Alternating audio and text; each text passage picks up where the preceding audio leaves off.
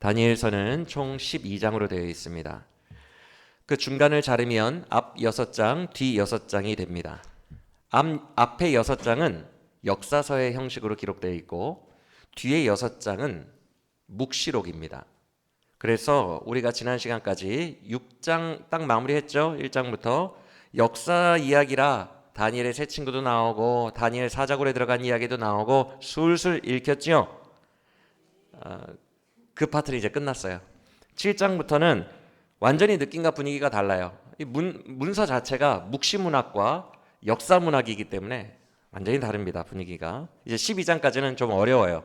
다니엘이 본 환상들과 계시들을 다니엘이 기록해 놓은 내용이기 때문입니다. 그렇다면 7장부터 12장까지 다니엘에게 하나님이 보여주신 계시들은 어떤 내용일까? 예전에 개관 시간에 다니엘서 개관 시간에 이미 말씀을 드렸지만 한 가지 내용이에요. 말세와 적그리스도의 도래. 이 한 가지 내용을 여러 방향에서 조명하여 즉 여러 환상을 보는 듯 하지만 다 적그리스도와 관련한 내용입니다. 다른 그림으로 보여주시는 거죠. 그러면서 점점 빌드업 하시는 거예요. 그러니까 한 사람이 있으면 그를 입체적으로 보이게 하기 위해서 이쪽에서도 사진 찍어 보여주고 이쪽에서도 찍어서 보여주는데 점점 많은 정보를 습득할수록 그에 대한 정보가 많아지고 빌드업 되는 거예요. 그게 묵시문학의 특징입니다. 그래서 요한계시록도 같은 묵시문학이죠. 예수님이 요한계시록을 보면 뭘 타고 오세요? 보라 주님 구름 타시고라고 되어 있잖아요. 흰 구름. 그런데 또 다른 요한계시록의 다른 파트를 보면 흰 말을 타고 오십니다. 그러니까 정말로 구름 타고 오시고 정말로 말을 타고 오실지는 모르겠어요. 상징 언어들이기 때문에. 그런데 한쪽은 말, 한쪽은 구름이라고 같은 요한계시록에서도 두 가지의 그림으로 묘사를 합니다. 어쨌든 흰색이에요. 똑같아요. 다니엘서도. 금신상으로 보여줬다가 신상환상, 염소환상, 그리고 오늘 우리가 본 짐승환상, 다양한 환상들을 보여주시는데 결국 같은 얘기입니다. 적그리스도. 사실 적그리스도에 대한 이 계시는 우리가 오늘 본문인 7장부터 시작되는 거 아니에요. 이미 한번 이 계시를 보여주셨어요. 그 장면이 어디였을 것 같아요? 다니엘 몇 장이었을 것 같아요? 다니엘 2장에 느부갓네살 왕이 꾼 꿈 기억나십니까? 큰 신상이 보였는데 신상이 나뉘어져 있죠. 금속들이. 머리는 금으로 돼 있고 이 부분은 은으로 돼 있고 그 밑에 허벅지까지는 노스로 돼 있고 다리 부분은 쇠로 돼 있죠. 그렇죠? 그 신상 환상을 봤잖아요. 네 부분으로 나눠져 있어요. 금속이. 오늘은 네 짐승입니다. 맞습니까? 아까 읽어서 아시죠? 같은 거예요. 흰 말 타고 오시고 흰 구름 타고 오시고 같은 것처럼 같은 걸 여러 각도에서 설명하는 거예요. 그래서 우리는 이미 2장에서 적그리스도의 예언을 한번 봤습니다. 오늘 본문부터는 어쩔 수 없이 공부처럼 해야 될 수도 있어요. 싫어하시는 분들도 계시겠지만 왜냐하면 계속 환상 예언 얘기이기 때문에 이거를 어찌됐건 우리가 해석을 해야 되거든요. 그래서 먼저 공부처럼 이 내용을 해석을 먼저 하고 그 다음에 오늘 우리에게 주시는 영적인 메시지를 받으면 좋겠습니다. 먼저 1절을 봅시다. 7장 1절. 벨사살 왕이 등극했을 때 그 원년 1년차 벨사살 등극 1년차 때 보여주신 계시였다고 말씀합니다. 벨사살이 누구예요? 느부갓네살의 손자. 벨사살 왕 때 바벨론이 멸망합니다. 기억나시죠? 그러니까 바벨론 멸망 마지막 왕이에요. 그 사람이 집권한 첫째 해에 다니엘에게 하나님이 이 계시를 보여주십니다. 그리고 또 봅시다. 1절을 보면 꿈을 꾸었대요. 꿈에서 본 환상이에요. 그런데 이 환상이 그냥 우리가 꾸는 꿈, 특별한 꿈 정도 수준이 아니에요. 그 잠에서 깼을 때 그 환상의 내용을 기록하는데 그 꿈이 그 환상이 얼마나 강렬한지 느부갓네살이 2장에서 그 환상 꿈 꾸고 나서 막 마음이 번민하고 근심하고 그러죠. 다니엘도 오늘 본문을 읽다 보면 아까 그런 표현을 기억하실 겁니다. 번민하고 내 마음이 근심하였다. 강렬한 꿈이에요. 이거는 그냥 특별한 정도가 아니라 계시입니다. 그리고 2절 이하부터 그 꿈의 내용을 다니엘이 이제 말하기 시작하는데 제일 먼저 본 장면이 뭐래요? 2절. 하늘에 내 바람이 큰 바다로 몰려서 불었다 입니다. 맞습니까? 여기서 하늘의 내 바람이 뭘까요? 히브리어나 지금 이게 쓰여진 아람어나 그 바람은 영이에요. 히브리어로 루아흐인데 그게 바람이라는 뜻도 되고 영이라는 뜻도 돼요. 그래서 지금 바람이 불었다, 어떤 영적인, 정말 바람이 불었다는 게 아니에요. 큰 바다로 막 폭풍이 일었다는 게 아니라 사방에서부터 영의 흐름이 큰 바다로 몰려들었다는 것입니다. 즉 지금 스토리가 어떻게 돼요? 큰 바다로 사방에서부터 바람이 불어요. 영이 불어와요. 몰려들어요. 몰려들어서 큰 바다에서 누구를 탄생시키죠? 지금 스토리가 네 짐승이 바다에서 올라옵니다. 맞습니까? 그러니까 스토리는 그렇게 돼요. 이게 짐승을 탄생시켰기 때문에 영적인 현상이라는 거예요. 그렇다면 하늘의 네 영이 뭘까요? 일단 먼저 우리가 알아야 될 게 있어요. 고대 근동 사람들의 세계관이에요. 그들은 하나님이 만드신 이 우주를 완전수인 7로 생각했어요. 왜 7인지 설명해 드릴게요. 그들은 먼저 수직적으로 3으로 나눕니다. 지금 우리가 살고 있는 이 땅, 지상층, 그리고 하늘층, 그리고 스올이라고 하는 지하층으로 나눕니다. 아무래도 여기는 죽은 자들이 가는 곳으로 인식했고요. 뭔가 무서운 곳, 두려운 곳으로 인식했고, 지금 우리가 사는 곳, 하나님과 하늘의 존재들이 사는 곳, 이렇게 3등분으로 나눠요. 그런데 이 지상층을 사방 네모로 나눕니다. 여러분, 지구는 둥글다가 1400년, 1500년경에 나온 이야기인 거 아시죠? 그 전까지 사람들은 다 지구를 어떻게 인식했어요? 평면으로 인식했죠. 역시 고대 근동 사람들도 사방 네모로 나눠요. 그래서 3단에 4단, 7이에요, 7. 이게 우주를 이해하는 방식이에요. 그래서 하나님이 만드신 우주는 완전수 7로 이해하는 거죠. 그런 개념 속에서 네 귀퉁이에 바람이 출발을 합니다. 그래서 몰려들었다고 돼 있어요. 큰 바다를 향해서. 맞습니까? 그러니까 이 땅이에요, 이 땅. 그리고 영들이 움직이기 시작하는 거죠. 짐승들이 등장시키는 그 큰 물로 말입니다. 또 하나 고대 근동 사람들이 인식을 알아야 되는 게 바로 물이에요. 사막 지역에 살고 있으니까 물 귀하니까 물 좋아할 것 같죠. 물을 안 좋게 봅니다. 히브리인들은. 물이라는 게 결코 좋은 이미지가 아니에요. 특히 구약 성경을 많이 보면, 물론 신약에도 나와 있지만, 큰 물, 많은 물소리라는 표현 혹시 계시록에서 기억나십니까? 많은 물소리, 많은 물, 큰 물, 이런 표현들이 많은데 그거 다 바다를 가리켜요. 많기 때문에 바다예요. 이렇게 큰 물이라고 표현된 건 다 부정적이라고 보시면 됩니다. 노아의 홍수 때문인지 이유는 잘 모르겠어요. 고대 근동 사람들이 물을 두려워하고 물을 무서워했어요. 그래서 구약 성경이나 이런 성경들을 보면 하나님이 해안선을 만드시잖아요. 해안선. 육지가 있고 바다는 그 아래 해안선까지만 침입해 있잖아요. 이것을 시편이나 신약이나 구약에 어떻게 표현하냐면 하나님이 바다 밑을 잡고 있다라고 표현을 합니다. 그러니까 이걸 놓으면 다시 노아의 홍수처럼 해안선이 얼마든지 높아져서 범람할 수 있다라고 생각을 해요. 그래서 하나님이 지금 이 바다를 잡으셨기 때문에 해안선이 유지되고 있다라고 얘기를 하는 거예요. 그만큼 바다는 그들에게 부정적인 존재예요. 그리고 바다가 깊고 깜깜하잖아요. 그들이 바다라고 인식할 수 있는 것은 예루살렘 바로, 이스라엘 바로 옆에 있는 지중해입니다. 지중해 이렇게 땅 가운데 있는 바다죠. 그래서 좀 우습게 볼 수도 있겠는데 동해보다 깊어요. 평균 1500m고 제일 깊은 곳이 5000m래요. 5000m나 되는 그 깜깜한 바다, 그들에게 공포예요. 그래서 그들에게 바다는 어떤 느낌이냐면 지금 자기들이 살고 있는 지상층이 있잖아요. 지상층과 사람들이 죽어서 가는 스올층이 있잖아요. 지하층. 지하층과 바다가 연결되어 있다고 생각했어요. 그래서 적그리스도와 모든 나쁜 것들은 다 어디에서 올라와요? 바다에서 올라와요. 요한계시록에서도. 나쁜 것들은 다 지옥에서 올라오는 것들은 다 바다에서 올라와요. 그래서 요나 선지자가 고래 뱃속에 들어가죠. 그렇죠? 그가 바다에 빠졌을 때 요나서 2장에서 꼬르륵 내려갈 때 그가 뭐라고 고백합니까? 내 영혼이 스올에 빠져들고 어쩌고 저쩌고 얘기하는 거예요. 그들에게 바다는 지옥, 스올, 죽어서 가는 곳. 이해가 되십니까? 이게 히브리인들의 대체적인 인식이에요.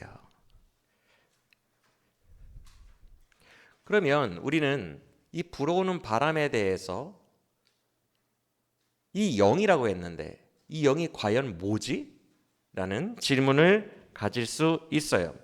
왜냐하면 바다는 방금 전에 부정적인 거라고 했는데 부정적인 바다로 영들이 막 몰려와가지고 부정적인 짐승들을 끄집어내니까 그래요. 그렇죠? 그럼 이 영은 마귀의 영일까요? 하나님의 영일까요? 마귀의 영 같죠? 우리가 그것을 이해를 해봐야 돼요. 이 영적 존재들은 뭘까? 지옥의 사자들인가? 아니면 하나님이 부리시는 영인가?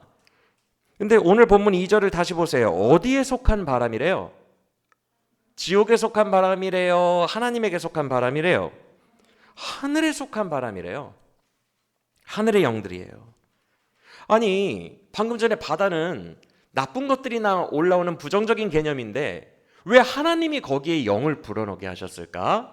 이것이 첫 번째로 오늘 우리가 영적인 메시지를 받아보는데 아주 중요한 이슈예요. 계시록 7장 먼저 봅시다. 7장. 계시록 7장 1절. 요한계시록 7장 1절. 사도 요한이 지금 뭘 봤다고 돼 있어요?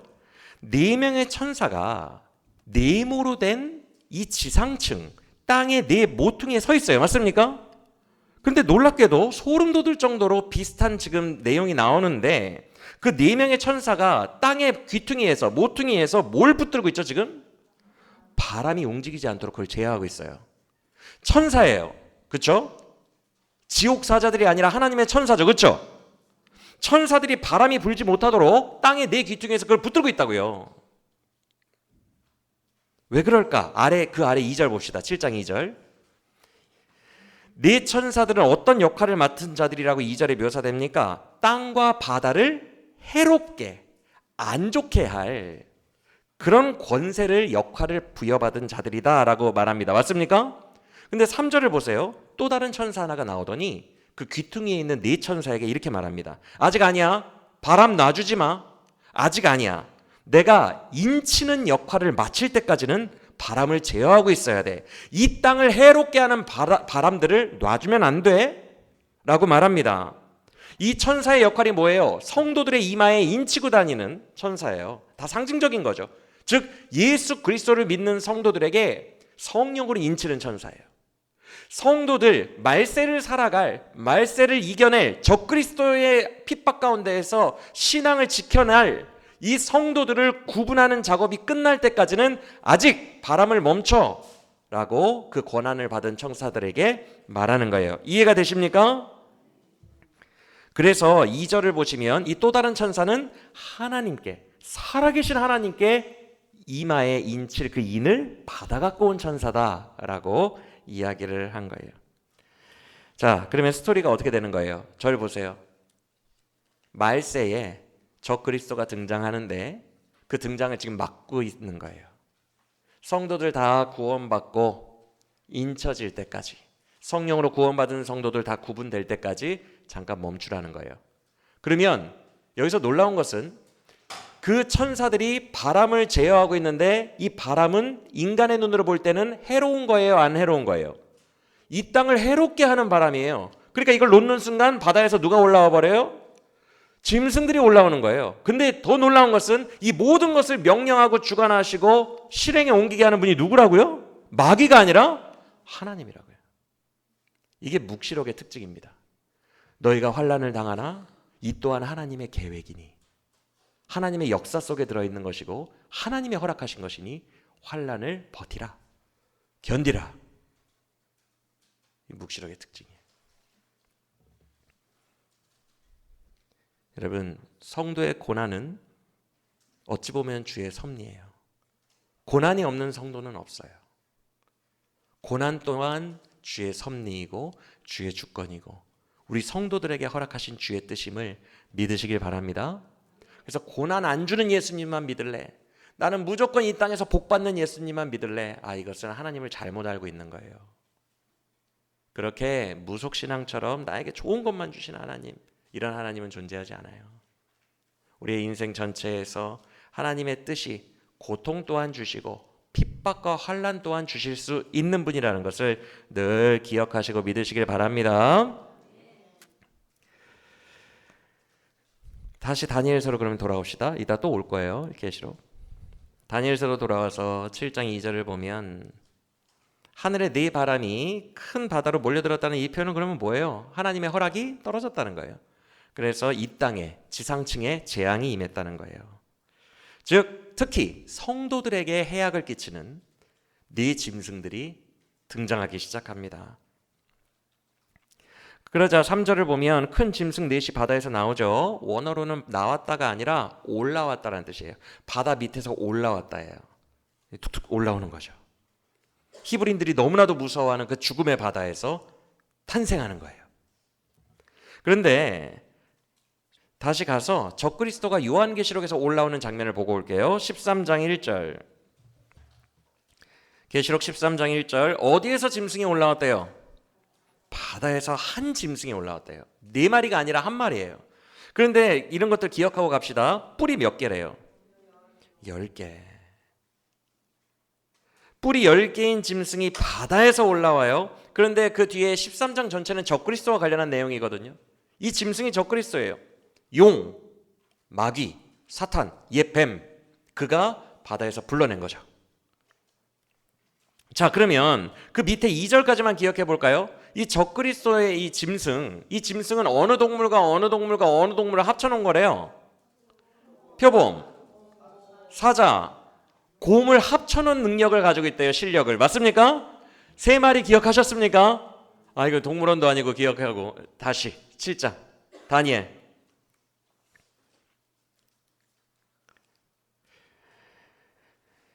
자, 다시 돌아왔어요. 바다에서 네 짐승이 올라와요.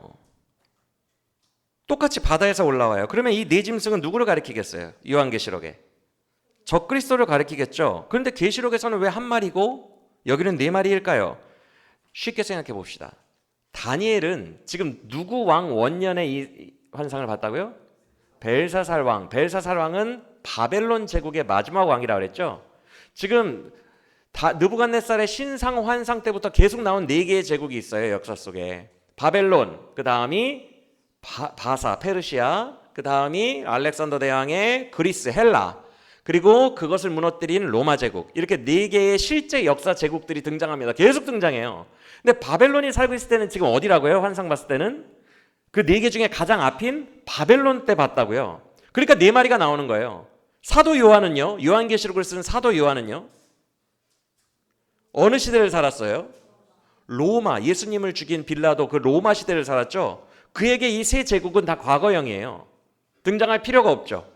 그래서 다니엘 때는 4마리가 나오지만 결국 그래도 우리가 내용을 보면 중요한 것은 마지막 4번째 짐승이에요. 그렇죠? 사도 요한은 4마리를 다 볼 필요가 없어요. 그 당시를 살고 있는 로마, 이 마지막 4번째 짐승만 보면 되는 거예요. 즉 제가 말씀드리고 싶은 것은 다니엘 때도 계속 이스라엘은 이 제국들에게 고통을 받아요. 어떤 제국이든 포로 신세로 핍박을 받아요. 이 4제국은 하나와 같아요. 결국 심판받을 존재예요. 그러나 시대적으로 다니엘은 4개를 봐야 되고 사도 요한은 하나만 보면 된다. 근데 결국 다 성도를 핍박하는 이 세상의 권세를 가리킨다. 적그리스도를 가리킨다. 이렇게 연결지으면 될 것 같아요. 이해가 되십니까? 그러면 이 4마리의 짐승의 정체가 뭔지 다니엘 7장 17절 봅시다. 천사가 해설을 해줘요. 다니엘이 그 곁에 선 자들 중에 하나에게 물어봤대요. 만만이나 되는 1억이죠. 만 곱하기 만. 1억 명이나 되는 사람들 중에 천사들 중에 하나에게 물어봤대요. 이거 무슨 얘기야? 그랬더니 천사가 해석해 주는데 17절 그 4 짐승은 장차 세상에 일어날 4 왕이라. 맞죠? 다니엘은 지금 첫 시대에 살고 있으니까 다 미래형이죠. 장차 일어날 왕들이고 제국들이죠. 2장 한번 보봅시다. 2장. 다니엘 2장입니다. 잠깐 2장을 보고 봅시다. 네 짐승은 2장에 느부갓네살이 꿈꾸었던 네 신상의 네 부분과 일치한다 그랬어요. 같은 얘기라 그랬어요. 2장 31절을 눈으로 보세요. 제일 위가 뭐예요? 금속이. 금입니다. 이게 어느 나라라고요? 바벨론. 그 아래는요, 은, 페르시아. 그 아래는요, 놋, 헬라. 그리고 그 아래는요, 쇠로 되어 있어요. 이게 어느 제국이라고요? 로마 제국이에요. 그런데 2장 온 김에 이 40절 한번 보세요. 40절. 이거 기억하고 갑시다. 40절에서 네 번째 나라의 특징이 뭐래요? 로마 제국의 특징이. 강하기가 쇠 같아서 다 막 부수고 찧어버리고 이긴대요. 맞습니까? 쇠의 특징이에요. 상당히 강하죠. 그런데 그 위에 33절 보세요. 이 네 번째 제국인 로마 밑에 또 한 부분이 있어요. 그게 발가락 부분이에요. 맞습니까? 굳이 한번 구분을 합니다. 이것이 로마와 연속선상에 있는 적그리스도의 나라예요. 로마와 또 한 번 살짝 구분이 되는 거예요. 그런데 로마와 연속선상에 있어요. 왜? 물질을 보세요. 발가락 부분의 물질. 주 물질이 뭐로 돼 있어요? 쇠로 돼 있어요. 그러니까 로마와 연속선상에 있어요. 물론 발가락 10개 중에 몇 개는 뭘로 돼 있대요? 진흙으로 되어 있지만 로마의 등에 타고 있는, 로마의 연속선상에 있는 것은 부인하지 못합니다. 그런데 우리가 이때 배웠죠. 이거 배울 때, 2장 배울 때 이 발가락이 누구를 상징한다고요? 적그리스도, 장차 도래할 적그리스도를 상징합니다. 그래서 의미적으로 우리보다 미래에 올 적그리스도는 로마 제국이 어떻게 기독교를 핍박했는지 혹시 아시죠? 도미티아누스 황제 핍박, 네로 황제 핍박, 그 두 번의 격렬한 핍박이 있었어요. 콜로세움에서 사자 밥으로 만들고 산채로 태워 죽이고, 그건 기본이었고, 조롱하며 온갖 잔인한 방식으로 죽이며 사람들의 구경거리가 되게 했어요. 쇼, 잔인한 가혹한 쇼가 되게 했어요. 그때 오죽 심했으면 기독교인들이 땅굴 파고 들어가서 카타콤에서 생활하죠. 그렇죠? 그런 식으로 이 두 황제의 특징, 전 세계를 장악했다. 기독교만 집요하게 공격했다. 그냥 잡아 죽였다. 들키면. 적그리스도는 장차 미래에 오게 될 텐데 이런 식으로 전 세계에 패권을 줄 것이며 강한 권력을 가질 것이며 기독교만 공격할 거예요. 그런 비슷한 스타일로 적그리스도가 미래에 온다는 거예요. 우리가 아직 경험하지 못한 미래에.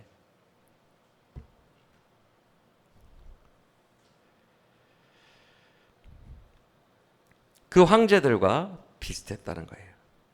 그런데 아까 지금 10발가락이라고 그랬잖아요. 발가락 10개잖아요.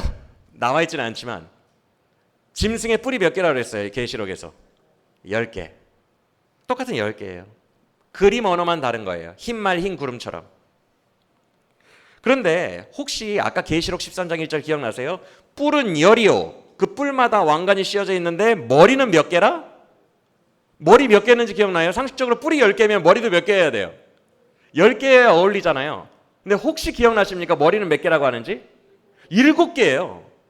그러니까 뿔 10개 중에 3개, 이 머리라는 상징이 지도자라는 거거든요. 뿔은 왕이고, 왕이라는 상징이고, 왕 10명 중에 진짜 지도자가 된 왕은 몇 명밖에 없다? 7밖에 없대요. 근데 방금 전에 발가락 몇 개는 쇠요, 몇 개는 뭘로 돼 있다고요? 나와 있지는 않지만 진흥으로 돼 있어요. 43절 한번 보시겠어요? 42절. 왜 이런 식의 표현이 있을까? 42절을 보시면 쇠로 된 발가락 몇 개는 괜찮은데 진흙으로 된 발가락 몇 개는 어떻게 될 만하대요? 부서질 만하대요. 그리고 43절 보세요. 진흙과 쇠 발가락 길이는 서로 합하거나 친해지거나 섞이지 않는다. 서로 갈등한다는 거예요. 자, 발가락은 발가락 환상에서는 몇 개인지는 나와 있지 않았어요. 그러나 일부는 진흙이요 일부는 쇠고 그 진흙들은 파괴될 거다, 부서질 거다, 서로 싸워서 부서질 거다라고만 돼 있어요. 맞습니까? 그리고 계시록에서는 머리가 7이라고 돼 있어요. 그리고 오늘 보면 7장으로 봅시다. 다니엘 7장.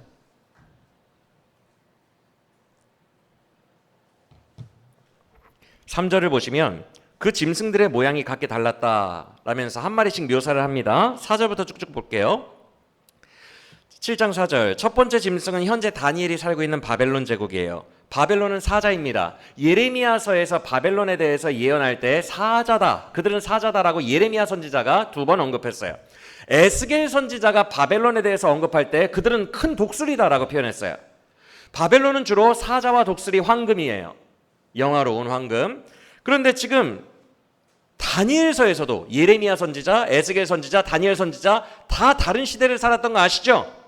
다니엘과 예레미야, 에스겔은 100년 차이가 나요, 터울이.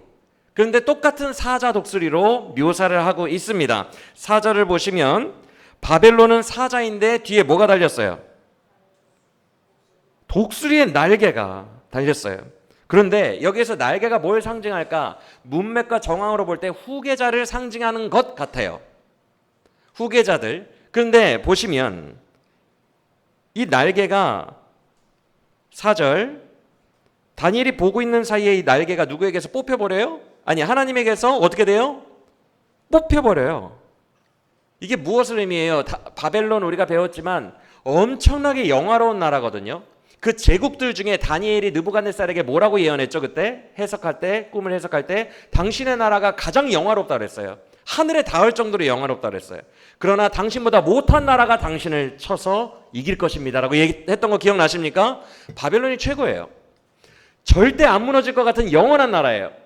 그런데 의외로 70년 만에 말도 안 되게 멸망해버려요. 맞습니까? 후계자가 없어요. 날개를 하나님이 뽑아버립니다. 그리고 4절을 보시면 바벨론이 빠르게 비록 멸망하긴 했지만 사람처럼 사자가 막 직립보행을 해요. 그렇죠? 직립보행을 하고 마음도 사람의 마음을 가졌다라고 말합니다. 이것은 어떻게 해석해야 될지 잘 모르겠어요. 사실 잘 모르겠는데 이건 분명해요. 아무거나 갖다 붙이면 되는데 뒤에 다른 새 짐승들에게는 이런 말이 없어요. 사람처럼 걷고 사람의 마음을 받아서 사람 닮았다라는 말이 뒤에 짐승들에게는 없어요. 뒤에 새 짐승은 그러니까 짐승이에요. 근데 바벨론만 좀 달라요. 사람처럼 뭔가 달라요. 그래서 그들의 특별한 영화로움을 말하는 게 아닌가, 하늘에 닿았던 그의 영화로움을 말하는 상징적인 표현이 아닌가라고 추측할 수 있는데 자세한 건 모르겠어요. 그 다음에 둘째 짐승 5절을 봅시다. 둘째는 페르시아, 곰이에요. 정확하게 말하면 페르시아는 메데 바사 연합군입니다. 바사는 페르시아라는 말이에요. 한국말로 그냥 그렇게 한 거예요. 바사, 메데 두 나라가 연합을 했어요. 그래서 바벨론을 무너뜨리거든요. 그런데 결국 바사와 메데가 연합해서 올라갔지만 누가 이겨요? 누가 전 세계를 차지해요? 결국 페르시아가 차지해요. 그래서 곰이 일어났는데 한쪽만 들고 있는 거예요. 이해가 되십니까?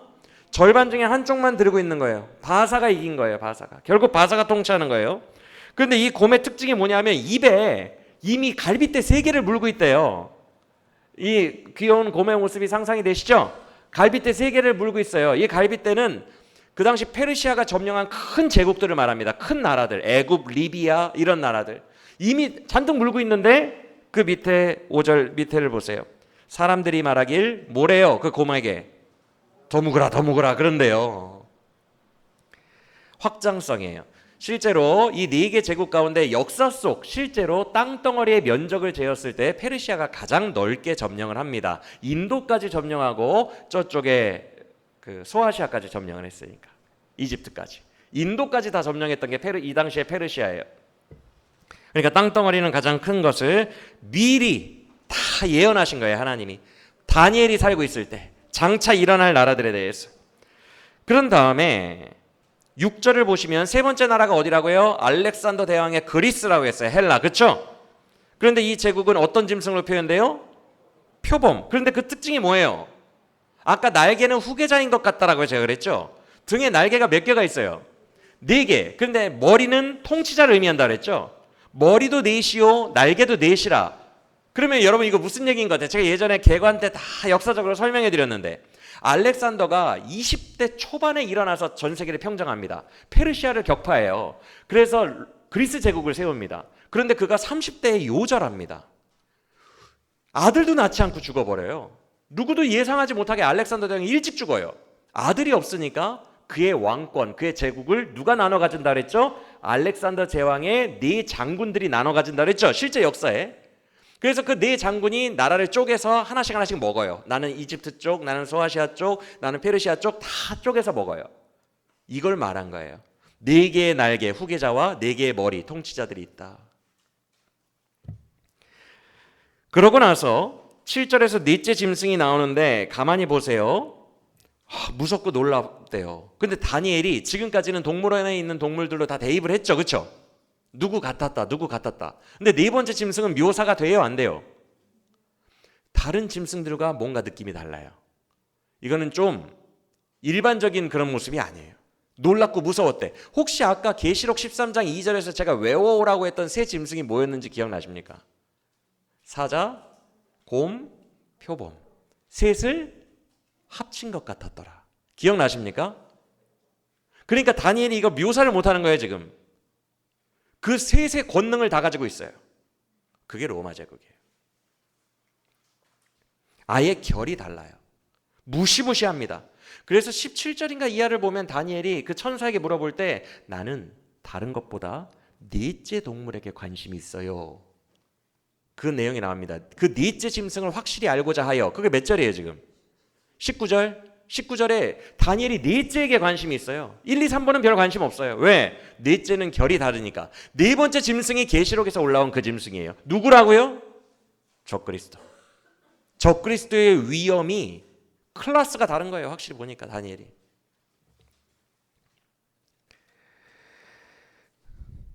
그런데 앞서 2장에서 읽었던 내용과 비슷한 묘사가 있죠. 2장 때 기억하시라 그랬죠. 그는 쇠와 같아서 막 부수고 으깨고, 그 장면 기억나십니까? 근데 7장에도 있어요. 쇠로 된 큰 이빨이 있어서 어떻게 한대요? 막 부수고 밟고 한대요. 묘사가 비슷하죠. 이게 적그리스도와 연속성을 가진 로마 제국이에요. 그런데 또 뿔 얘기가 나오네. 몇 개래요? 10개. 다 일치하고 있는 거예요, 묵시문학들이. 근데 10개의 뿔이 어떻게 되는지 보세요. 이제 좀 속 시원하게 다 나온다, 정답이. 그 10개의 뿔이. 8절. 이게 적그리스도가 등장하는 거예요. 10개의 뿔은 10왕이라고 그랬어요. 맞습니까? 10개의 왕이 있는데 10왕 중에 몇 개의 왕을 뿌리부터 뽑아버리고 지가 올라와요? 3개. 그래서 아까 요한계시록에서 머리는 몇 개라? 3명은 죽고 7. 적그리스도는 3개의 뿔을 뚫고 지가 올라온 작은 뿔이에요. 우리는 지금은 이게 무슨 말인지 몰라요. 근데 요한계시록에서 뭐라고 말하죠? 들을 귀 있는 자는 그때 다 듣게 되고 알게 될 거다. 그 시대가 오면 지각이 있는 사람, 말씀을 마음에 담고 있는 사람은 분별할 수 있을 거예요. 지금은 몰라요. 이게 무슨 얘기인지. 10개 중에 3명을 자기에게 복종시키고 새로 올라오는 작은 뿔. 그래서 그가 전체를 통치합니다. 그 짐승 전체를 자기가 통치해요. 그게 적그리스도예요. 자, 그러면 여기까지 해석을 했고 남은 본문들까지 해석할 시간은 없어요. 중요한 해석들은 이제 다 끝났어요. 어려운 건 다 끝났고 이제는 적그리스도에 대해서 집중해 봅시다. 그 3개를 부러뜨리고 나온 그 작은 뿔, 이 적그리스도가 등장해서 하는 일들이 뭔지 봅시다. 21절. 21절을 보면 적그리스도가 나중에 나온 뿔이죠. 그 작은 뿔이 집중해서 하는 일은 하나예요, 여러분. 이게 적그리스도라 그래요. 그가 집중하는 게 뭐예요? 성도들과 더불어 싸우는 거예요. 근데 놀랍게도 우리 예수님이 이겨야 되는데 누가 이겨요? 적그리스도가 성도들을 이겨요. 이게 7년 대환란이에요. 우리 예수님이 기적으로 우리를 도와주지 않아요. 성도들은 격렬한 핍박 속에서 그 어떤 기적도 체험하지 못하고 도우심도 체험하지 못하고 순교합니다. 그게 요한계시록에서 말한 7년 대환란이에요. 성도의 큰 환란의 시대. 적그리스도는 괜히 적그리스도가 아니에요, 여러분. 우리가 일반적으로 살아가는 이 세상에서도 성도들 핍박 많이 받죠? 일제시대 때는 뭐 신사참배 안 한다고 순교하시고. 클래스가 달라요. 적그리스도는 마지막에 한 번 와서 클래스가 다르게 우리를 괴롭히는데 그 옛날 순교자들 때와는 완전히 다릅니다. 그러니까 적그리스도예요. 7년 대환란이라는 말도 안 되는 환란을 그가 주도합니다. 그래서 항상 이긴다고 되어 있는 거예요. 성도는 항상 져요. 적그리스도가 이겨요. 그리고 적그리스도는 집요하게 성도들이랑만 더불어 싸우려고 해요. 그게 그의 존재 목적이에요. 그러면 구체적으로 어떻게 성도들을 괴롭히고 막 싸울까요? 어떤 현상이 일어날까? 25절에 잘 요약되어 있는데 25절은 우리 함께 읽읍시다. 시작.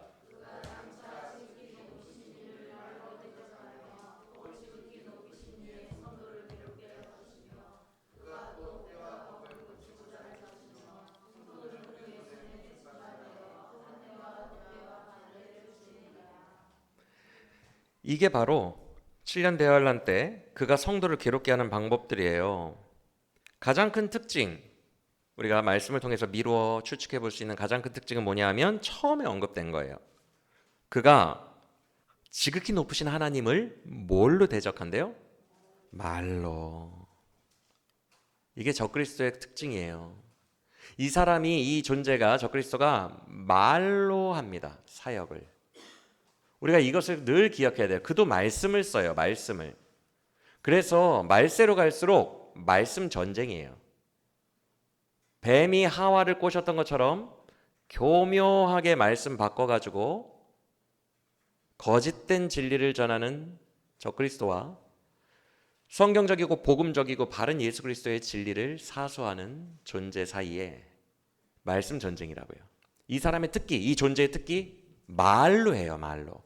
얼마나 말을 많이 쓰냐 하면 12절 어간을 보시면 그 불에 그 짐승이 들어가는 장면이 나와요. 11절인가 12절에 불에 하나님이 넣어버리시거든요. 타는 불에 11절. 그런데 그 불에 들어가기 직전까지 다니엘이 보고 있는데 직전까지 뭐 하고 있어요? 그가 큰 소리로 자기가 불에 심판받기 직전까지 말하고 있어요. 그래서 다니엘이 그걸 보고 있어요. 주목해서 보고 있어요. 뭔 말을 하나. 근데 그때 들어갑니다. 이 말은 적그리스도가 처음부터 불구덩이의 지옥 심판을 받기 직전까지 그의 사역의 주요 근본적인 방식은 뭐라고요? 말이에요. 그런데 우리가 잘 알다시피 하나님의 능력의 근원이 물리력에 있습니까? 말씀에 있습니까? 여러분 창세기 1장 아시죠? 물리적 이 세상을 뭘로 창조하셨죠? 물리의 근본적인 능력은 말씀에 있어요. 그래서 하나님도 말씀의 하나님이에요. 그가 말씀하시는 대로 물리 세계가 이루어지는 거예요. 물리보다 더 고등한 것이 말씀이에요. 그런데 이 말씀의 하나님을 뭘로 대적한다고요? 똑같이 합니다.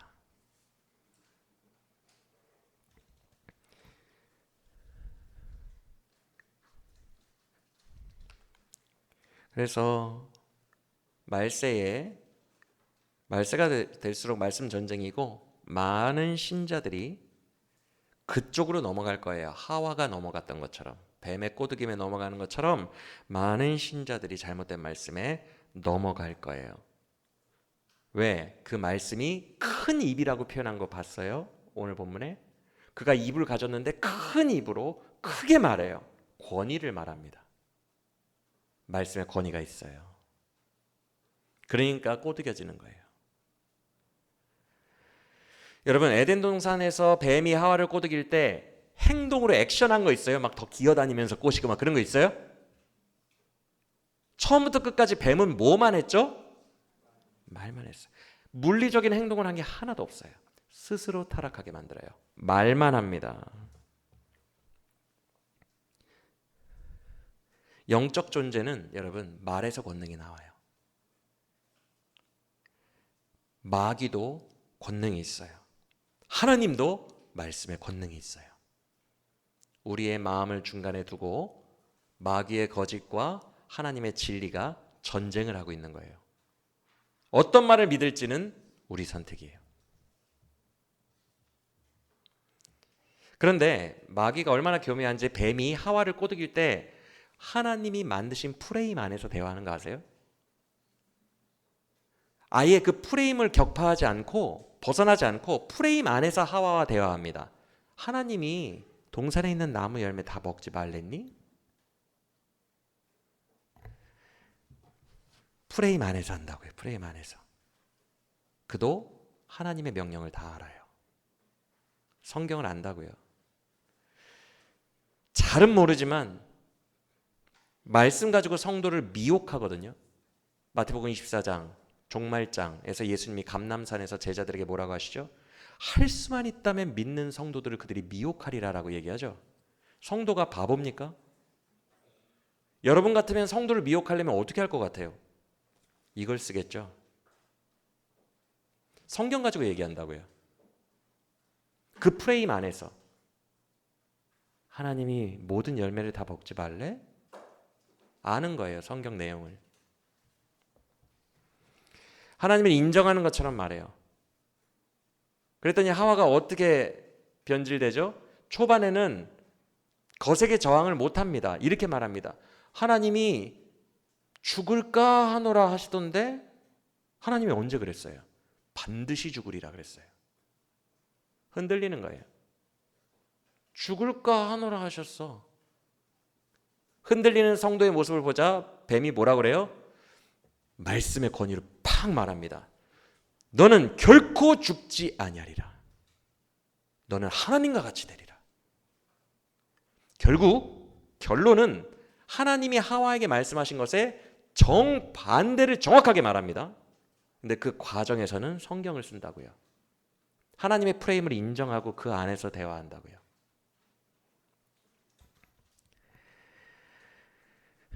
적그리스도도 그렇게 할 거예요. 성경을 인용하지 않으면 성도들이 미련하지 않기 때문에 혹하지 않습니다. 그는 예수님을 흉내냅니다. 우리 이거 요한계시록 13장에서 그의 활동 때 다 배웠죠? 예수님을 흉내내요. 예수님은 죽었다가 살아나시죠. 근데 적그리스도는 어떻게 한대요? 사람들 앞에서 일부러 거의 죽었다가 부활하는 모습을 보이면서 사람들의 인기를 얻는다고 요한계시록 13절에 돼 있어요. 13장에. 예수님 다 따라합니다. 물론 생명의 권세는 하나님과 성자 예수님에게밖에 없어요.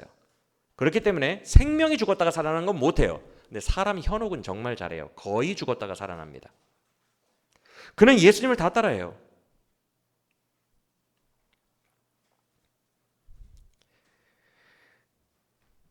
오늘날에도 그런 비슷한 마귀의 장난들이 많죠. 예를 들어 볼까요? 주님의 뜻은 오늘 주님의 나를 향한 인격적인 뜻은 이거예요. 가족이 오늘 주일 예배 가지 말고 피크닉 가자 라고 했을 때 주님이 부어주신 말씀은 그거예요. 나에게 가족보다 예수를 더 사랑하라. 이걸 부어주셨다고 해봐요. 그런데 마귀는 동시에 어떤 말을 한다고요? 뱀은 가족을 사랑하지 아니하고 어찌 하나님을 사랑한다 할 수 있으리요. 이 성경 구절을 갖고 와요. 여러분 성경이 재밌는 게 뭔지 아세요? 카운터 구절들이 있어요. 어떤 상황에서든지 카운터가 있어요. 그래서 인간이 내 마음이 사악하면요 자기 합리화하기가 너무 좋아요. 카운터 구절 갖고 와서 합리화하면 돼요.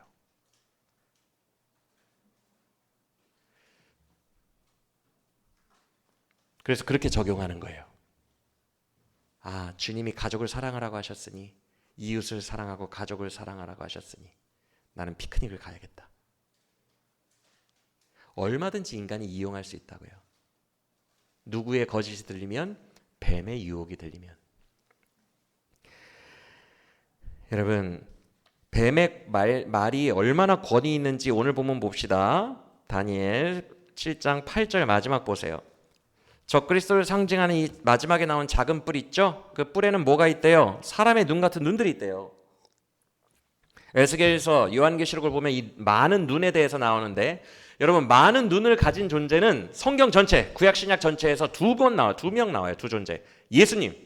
요한계시록 1장에 예수님을 묘사할 때 많은 눈이 있어요. 권능을 말합니다. 그리고 또 하나 에스겔과 요한계시록의 천사장. 천사장들도 눈이 엄청 많아요. 바퀴에 눈들이 막 달려있고 막. 눈이 많다는 것은 예수님과 천사장 두 명에게만 사용됐어요. 막강한 권능을 말합니다. 그런데 적그리스도도 권능을 가지고 있어요. 그 뿔에 눈이 엄청 많대. 그런데 더 중요한 것은 눈만 달린 게 아니라 모두 달렸대요. 8절을 보면 입이 달렸대요. 그래서 그 입에서 어떤 말이 나온대요? 큰 말이 나온대요. 위력적인 거예요. 마귀의 말이, 적그리스도의 말이 먹힌다고요, 성도에게. 하나님의 말씀보다 더 위력적일 수도 있어요. 우리의 마음이 타락해 있으면. 20절도 보세요. 20절. 7장 20절 마지막 부분을 보면 그 뿔에는 어떤 말을 하는 입이 있대요? 큰 말을 하는 입이 있대요. 이런 것들이 위력을 말하는 거예요. 여러분, 그런데 우리가 지지난 시간인가 배웠지만 많은 성도들이 그 적그리스도의 말씀에, 그 거짓 말씀에 나오는 그 위력 자체도 상당히 버티기가 힘든데, 적그리스도의 때가 되면 무엇을 버티기가 힘들다 그랬어요? 하나님의 허락 안에서 그가 모든 정사와 권세와 주권을 다 가져간다 그랬죠. 이게 정말 어려운 거예요. 지금은 누가 통치하고 계십니까? 적그리스도가 오기 전이니까. 예수님이 통치하고 계세요. 예수님은 만왕의 왕이에요. 우리를 통치하시고, 우리가 슬플 때 우리의 기도를 들어주시고, 우리가 허기질 때 우리를 채워주시고, 우리를 위로해 주시고, 때로 우리가 질병에 걸려서 너무 아파하며 어찌할 바를 모를 때 때로는 치료도 해주시고, 기적도 일으켜주시고, 우리의 갈 길을 인도해 주시고 보여주시고, 이 모든 지금 하늘에 날아다니는 새랑 이 작은 벌레 하나까지도 누구의 통제를 받고 있어요? 예수님의 통제를 받고 있어요. 근데 우리가 예전에 몇 주 전에 살펴봤던 것처럼 이 정사와 권세와 모든 주권이 다 누구에게로 넘어가요? 7년 대환란 그 7년 기한 동안에는 적그리스도에게 넘어가요. 그러니까 성도가 왜 이걸 못 버티냐 하면 모든 기적과 모든 능력과 모든 신비 능력은 다 누가 가지고 있어요 그때? 적그리스도가 가지고 있다고요. 성도를 안 도와줘요 이제. 주님 너무 배고파요. 적그리스도가 표를 새기고 표가 없는 자들은 매매하지 못하게 만들었어요. 교회를 핍박해서 주님 먹을 게 없어서 너무 배고파요. 까마귀가 물어다 주세요라는 기적이 절대 일어나지 않아요. 7년 동안은. 클래스가 다르다고요.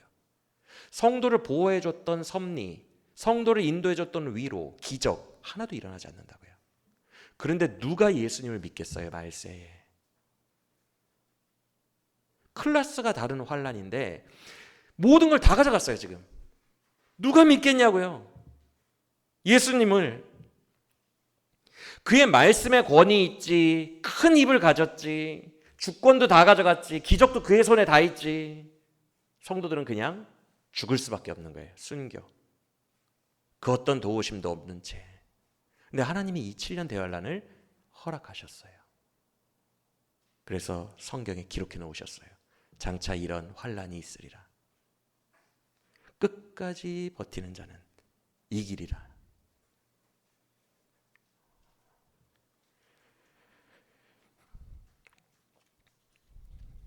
적그리스도 여기까지 배워보니까 위력이 있어요 없어요? 위력이 있어요. 그러면 우리가 조금 더 깊게 묵상해 봅시다. 적그리스도는 어떻게 말씀으로 하나님을 대적할까? 아까 예로 피크닉 예를 들었지만 조금 더 깊이 있게 어떤 식으로 하나님을 대적할까? 우리가 성경에는 정보가 많지 않기 때문에 다 알 수는 없지만 힌트가 좀 있어요. 계시록으로 가볼까요? 13장 5, 6절을 한번 읽어볼게요. 계시록 13장 5, 6절. 계시록 13장 5, 6절 시작. 또 짐승이 과장되고 신성모독 말하는 입을 받고 또 42달 동안 일할 권세를 받으니라. 짐승이 입을 벌려 하나님을 향하여 비방하되 그의 이름과 그의 장막 곧 하늘에 사는 자들을 비방하더라. 자, 잘 보세요. 그가 권세 있는 입을 받고 42달, 한 때와 두 때와 반 때, 7년 대환란의 후반부 3.5 42달 동안 일할 권세를 받는데 그 3.5 동안에 그가 활약하는 방식이 뭐래요? 짐승이 입을 벌려 하나님과 하나님께 속한 모든 세력들을 뭘 한다고요? 비방한대요. 하나님과 하나님께 속한 존재들, 교회가 됐던 하늘의 천사들이 되었던 하나님의 영역, 그의 안에 있는 모든 자들을 비방한대요. 그럼 비방한다는 게 무슨 말일까? 여러분 언뜻 생각하면 마귀가 하나님을 비방해요. 여러분 들으실 것 같아요 그 말을? 내가 사랑하는 하나님을 마귀가 비방한대요. 들을 것 같아요? 아니면은 에이 그건 아니지 하고 쳐낼 것 같아요? 언뜻 생각하면 쳐낼 것 같아요. 우리 성도들이 바보가 아니고 미련하지 않은데 하나님 사랑하는데 그렇게 원색적으로 하나님을 비방하면 당연히 말 안 듣죠. 어떻게 그걸 분별 못하고 거기에 넘어가지? 적그리스도 때? 이상해요. 그렇죠? 근데 여기서 비방한다는 말은 이런 측면을 말해요. 잘 들으세요. 하나님의 선하신 이미지를 무너뜨리는 거예요. 성도들 우리의 인식 속에서 하나님의 선하신 이미지를 무너뜨리는 거예요. 그게 비방하는 거예요. 여러분 어떤 인생의 고난이 다가와도 하나님이 여러분에게 좋으신 하나님이라는 것을 믿습니까? 그 이미지를 훼손시킵니다. 그럴 수 있죠. 왜? 하와에게도 그랬거든. 하나님은 이 선악과를 먹으면 네가 하나님처럼 되는 것을 질투해서 너에게 먹지 말라고 한 거야. 이걸 먹는 순간 너는 하나님처럼 될 거야. 하나님 그거 질투하는 옹졸한 분이라고. 하나님의 선하심을 격하시키는 걸 비방이라고 해요. 여러분 성도에게서 이것 뺏어가면 다 배교합니다. 여러분 언제 교회 나오기 싫어요? 하나님이 내 삶을 버렸나 봐. 원망 불평이 가득할 때 교회 나오기 싫어져요.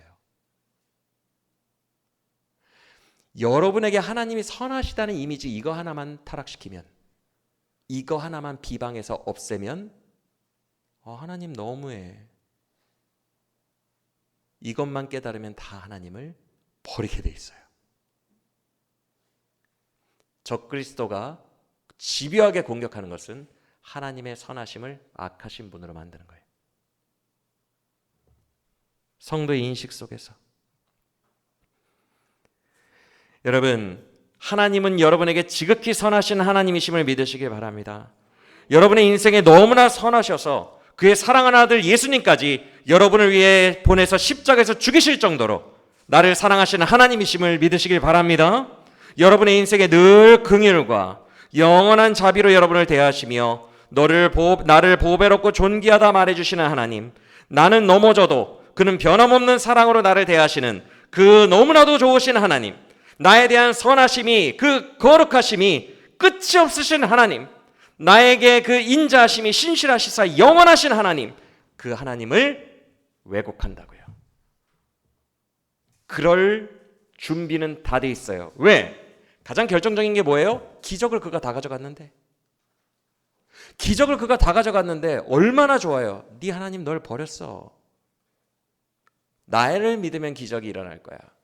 너를 먹여주고 돈 주고 치유해주고 살게 하는 건 나야. 그럼 누가 안 믿겠냐고요. 하나님이 정말 나를 버린 것 같은데. 7년 대열량의 특징, 하나님이 안 보여요. 방치해 놓습니다.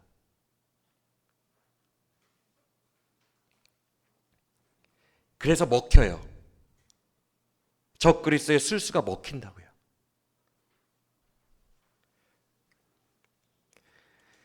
사랑하는 여러분, 그래서 우리는 오늘부터 지금 이 시간부터 주님이 미리 성경에 예고하신 적그리스도의 스타일을 알아야 돼요. 헤아리고 지금부터 준비해야 돼요. 어떻게 준비해야 돼요? 첫째, 기적이 일어나고 신비현상이 일어나고 내 삶에 구체적인 도우심들이 있고 나를 도와주셔야 해요. 역시 주님은 선하신 하나님, 이렇게 믿으려는 기복신앙적, 신비주의적, 신비현상이 일어나면 감사하고 뭔가 하나님이 살아있는 것처럼 느끼고, 신비현상이 일어나지 않으면 하나님이 부재하시나? 이런 식으로 의심하고, 이런 패턴을 빨리 버려야 돼요. 여기에 익숙해져 있으면 적그리스도가 신비 능력을 다 가지고 우리를 휘두르면 못 버팁니다. 그에게 능력과 주권이 다 있을 때에 우리 못 버텨요. 지금도 막 신비 안 일어나고 도우심 없고 병 고침 없고 그러면 하나님이 나를 버렸나? 이렇게 의심하고 있는데 그 시절이 되면 얼마나 다 넘어가겠어요. 지금부터 그런 습관을 아예 버려야 돼요. 그리 아니하실지라도 난 하나님 사랑해요. 신비가 하나도 일어나지 않아도, 이 귀에 아무 소리 아니 들려도, 그 찬양들처럼 뭐 아무것도 없어도 하나님은 나에게 선하십니다 라는 뚝심이 있어야 돼요. 그런 방식으로 사는 자만 살아남을 수 있어요. 내 믿음의 근거를 현상에 두는 자들은 눈에 보이는 것들에 흔들리게 될 겁니다. 여러분, 기적, 신비주의, 현상이 잘 되고 형통하고 예수 믿으니까 형통했어 어쨌어, 이 굴레와 이 공식을 아예 버리세요. 아예 여기서부터 멀어지세요. 내가 예수를 사랑하는 이유가 뭐지? 근본만 생각하세요. 그가 나를 위하여, 나의 죄를 위하여 십자가에서 죽으셨고, 나를 영원한 사랑으로 사랑하시며 나를 천국으로 구원하셨고, 나에게 성령 주사 나로 하여금 자녀로 살 수 있는 기회를 주셨다. 아주 근본적인 복음, 이 진리 때문에 나는 하나님을 사랑하는 거라고 매일매일 다짐하셔야 돼요. 이걸로만 무장을 하는 버릇을 해야지. 예수 믿으니까 형통했대, 옆집 아들 서울대 갔대, 왜 나는 안 돼? 금식기도 해야 되나? 무속신앙 믿듯 이렇게 보여지는 것들에 의미 부여하지 않는 훈련을 우리가 지금부터 해야 돼요. 내 삶이 곤고하든지 뭐 어떠하든지 범사에 감사하고 항상 기뻐하고 근본적인 진리 때문에 이거 붙들고 하나님은 나에게 언제나 선하셔라고 고백할 수 있는 믿음의 훈련이 지금부터 되어 있어야 된다고요.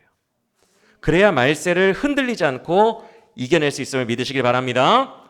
둘째, 마음 관리 잘해야 돼요. 인간은 마음이 심히 거짓되고 부패하다 그랬어요. 여러분, 우리의 마음이 부패해 있고 심히 거짓돼 있어요. 여러분들은 여러분을 신뢰하십니까?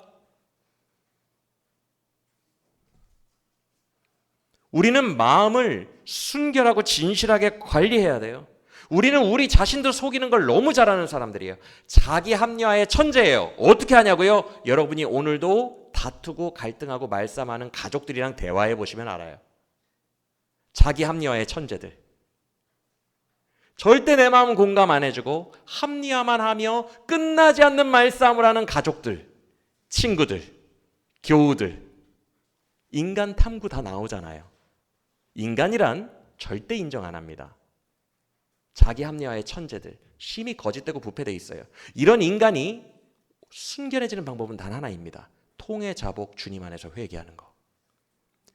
성령의 감동으로 눈물을 흘리며 회개하는 하나님의 거룩함 앞에 선 그때 외에는 인간은 거룩해질 수 없어요. 내 육신대로 살아갑니다. 그러니까 우리는 우리의 심히 부패한 마음을 신뢰하지 말고 자꾸만 마음 훈련을 해야 돼요. 아까 말씀드렸죠? 성경 구절 빼온다고. 피크닉 가자. 그러면 주님은 분명히 내 마음에 말씀하셨어요. 내 양심에. 그래도 교회 와야지. 그런데 성경 구절로 합리화를 합니다. 가족을 사랑하라. 여러분, 성경 공부요. 제가 예전에 말씀드렸죠. 저 성경의 가르침을 지속적으로 가르치면 이 성경 말씀이 능력이 되어 사람을 변화시킬 줄 알았다고. 근데 목회하다 보니까 회의감이 들어요. 성경 말씀요.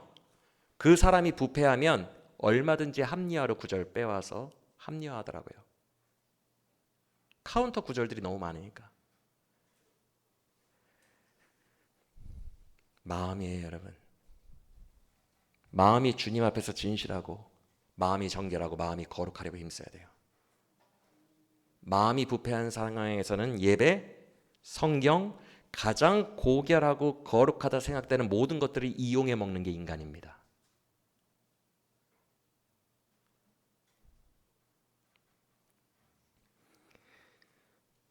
우리가 두 번째로 훈련해야 될 것은 마음이에요. 나의 마음을 정결하게 하려고 훈련 많이 해야 돼요. 진실해지고 낮아지고 겸손해지는 훈련 많이 해야 되고요. 특히 회개를 진심 어리게 많이 해야 돼요. 회개하는 훈련으로 결국 내 마음이 하고자 하는 고집이 버려지고 길들여진 말이나 소처럼 하나님이 일로 가라 하면 가고 하나님이 일로 가라 하면 가는 순종으로 길들여진 사람이 돼야 돼요. 내 마음이 딱딱해져 있고 완악해져 있으면 하나님의 말씀이 들려도 절대 순종 안 합니다. 결국 마음 문제예요. 성경을 아무리 많이 알아도 66권을 다 알아도 지식이 차고 넘쳐도 봉사활동과 헌신을 몸이 부서져라 해도 신비체험과 기적체험이 엄청 많고 방언도 하고 예언도 하고 신유도 하고 다 할 수 있어도 마음이 거짓되고 부패하면 그거 다 자기 유익에 이용해 먹어요. 아무 의미 없다고요. 헛된 것들에 빠지지 말고 내 마음 관리 안 하면 적그리스도에게 넘어갑니다. 고집을 버리는 훈련을 많이 해야 돼요. 고집을 버리는 훈련. 그래서 마음이 딱딱해졌다. 마음이 완악해졌다. 내 백성 이스라엘은 목이 고다 있다. 딱딱하고 고다 있어요. 고집이에요, 고집.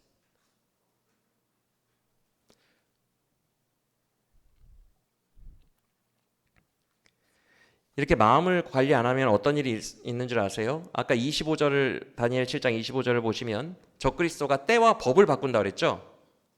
때와 법을 바꾸는 거 이게 엄밀하게 말해서 무슨 얘기냐면 9장부터 나오는 48장부터 나오는데 실존 인물 제가 예전에 말씀드렸죠? 안티오코스 에피파네스라는 왕이 있었다고. 그 왕이 이스라엘을 어떻게 괴롭혔다 그랬어요? 부정한 짐승인 돼지를 성전에 돼지피 다 뿌려버리고 그 번제단에 소나 양같이 정결한 짐승만 올라가야 되는데 돼지를 올려서 태워버리고 성소를 지저분하고 더럽게 했다 그랬죠. 그렇죠? 성전 안에 막 우상들 막 세워놓고 그게 안티오코스 에피파네스예요. 실제로 있었던 신존 인물. 유대인들을 괴롭혔어요. 그런데 그 에피파네스가 어떤 짓을 했냐 하면 때와 법을 바꿉니다. 때와 법이 뭐냐 하면 안식일 이제부터 지키는 자는 죽어. 실제 역사에 여러분.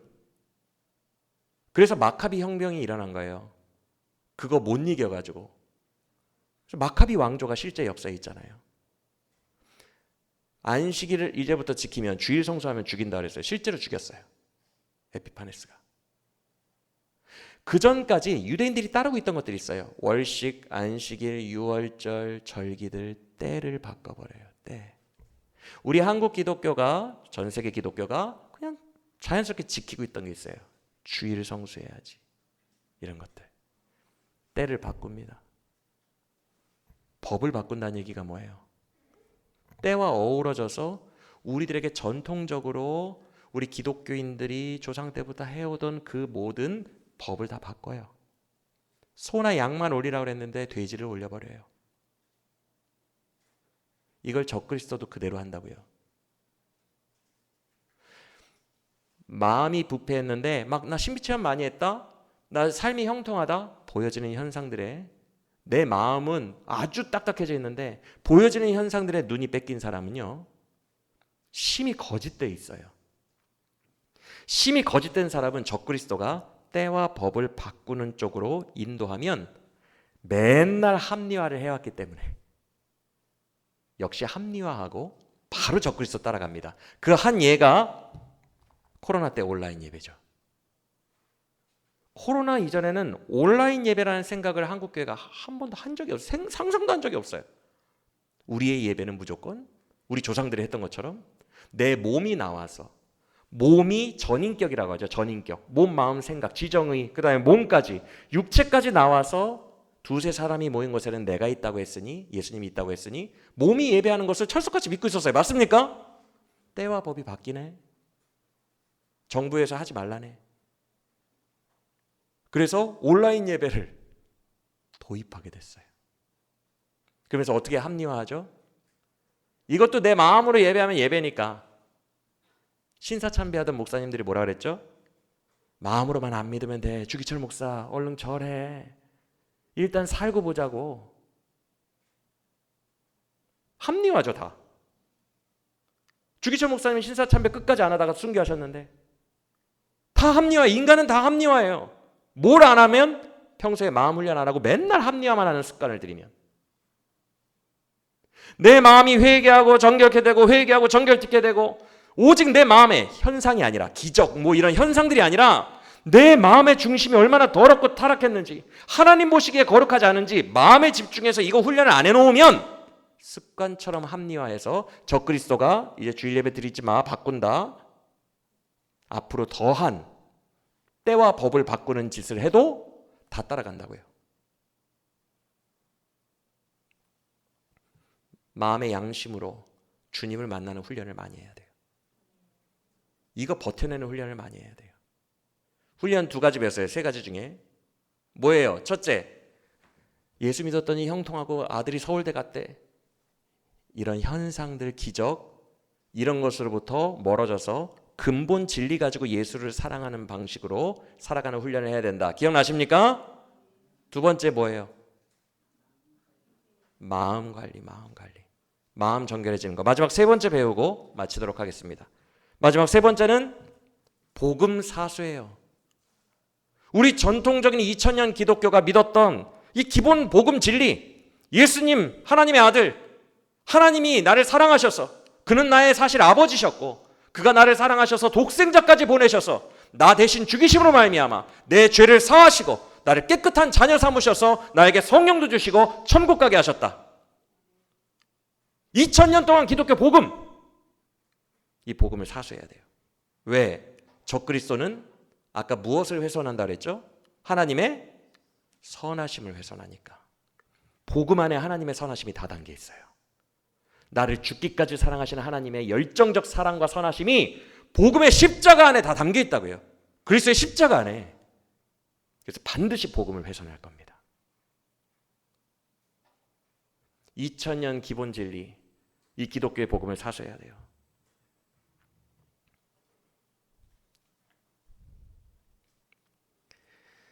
여러분, 앞서 적그리스도가 기적도 가져가고 능력도 가져가고 말의 권위도 가져가고 다 가져간다 그랬죠. 그 상황에서 성도가 버티기가 어렵다 그랬죠. 여러분이 상상해 보세요. 여러분이 7년 대환란 그 시절을 살고 있어요. 여러분들 무슨 힘으로 버티겠어요? 순교할 때까지.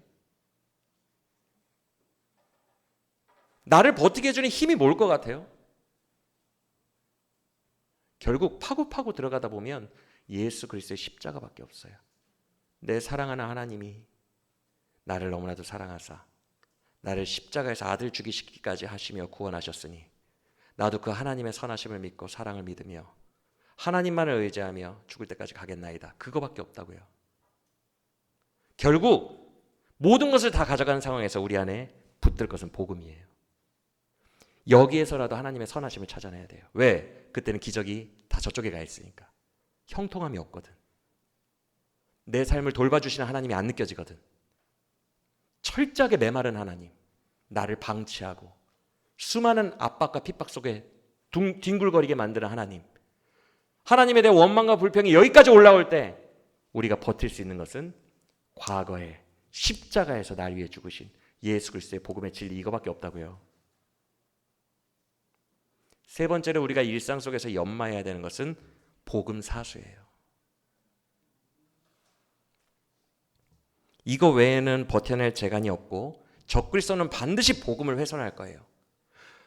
복음에 담긴 하나님의 사랑과 선하심을 약화시키거나 율법주의 같은 거, 네가 열심히 착하게 살아야지, 그래야 하나님도 너를 이뻐하실 거야, 대가로 주고받는, 네가 하는 만큼 하나님도 사랑하실 거야, 이런 율법주의 같은 것들로 혼탁하게 할 거예요.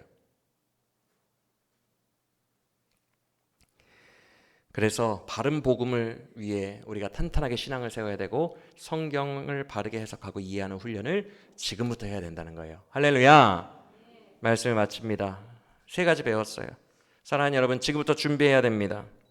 여러분의 모든 삶에서, 모든 삶에 매일매일 내가 믿는 하나님이 선하시다는 고백을 결론 짓는 것이 이 훈련의 결론이에요. 3가지 훈련 모두 첫 번째, 형통함이 일어나지 않아도 하나님은 선하십니다라고 고백하는 결론이 여러분의 삶에서 나와야 돼요. 안 그러면 적그리스도 때문에 못 버팁니다. 돈도 안 채워주시고 뭐도 안 채워주시고 건강도 안 채워주시고 그래도 하나님은 선하십니다라는 감사 찬양이 나에게 나와야 돼요. 이 결론을 끌어내야 돼요. 그게 영성 훈련이에요. 내 마음에 하나님이 맨날 말하는 거, 서울대 갈 네 아들 아프리카 선교사를 보내라. 맨날 힘든 것만 시켜. 하나님의 말씀대로 살기가 너무 어려워. 왜 이렇게 힘든 것만 시킬까?